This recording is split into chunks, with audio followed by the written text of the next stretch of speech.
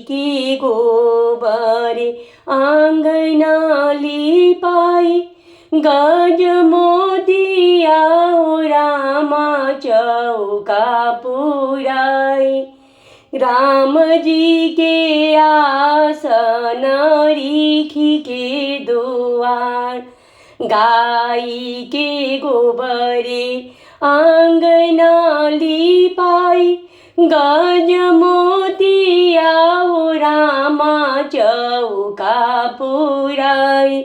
राम जी के आसन रीखी के दुआर, राम जी के आसन रीखी के दुआर। कई बीड़ा नारियर कई बीड़ा पान, कई भैया रामचंद्र तिलक चढ़ाए, कई भैया राम अइहे तिलक चढ़ाए।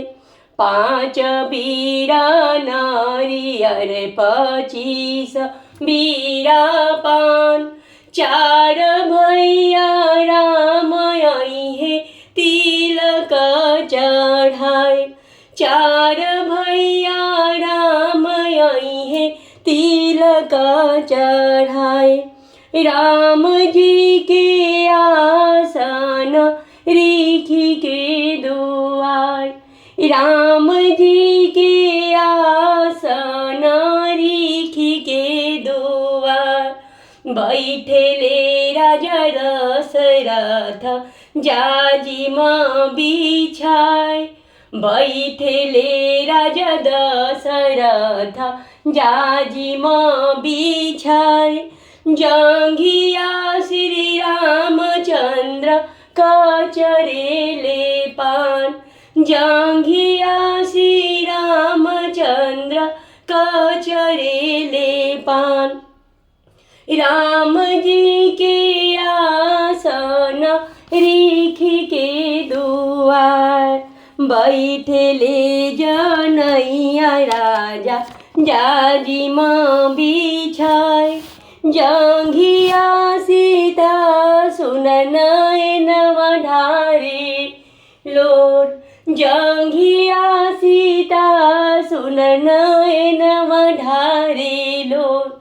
राम जी के आसन रीखी के दुआर, किया मन पर सीता माई से बाप, किया मन पर सीता सहोदर जेठ भाई, किया मन पर सीता सहोदर जेठ भाई। राम जी के आसन रीखी के दुआर, नाही मन पड़े राम जी माई से बाप, नाही मन पड़े राम सहोदर जेठ भाई, नाही मन पड़े राम सहोदर जेठ भाई। राम जी के आसन रीखी के दुआर, नैहर के दुख सुख कहलो न जाए। निर्धन माई बाप राम जी तेजलो न जाए, निर्धन नैहर राम जी तेजलो न जाए। राम जी के आसन रीखी के दुआर, राम जी के आसन रीखी के दुआर, राम जी के आसन रीखी के दुआर। जय श्री राम। धन्यवाद।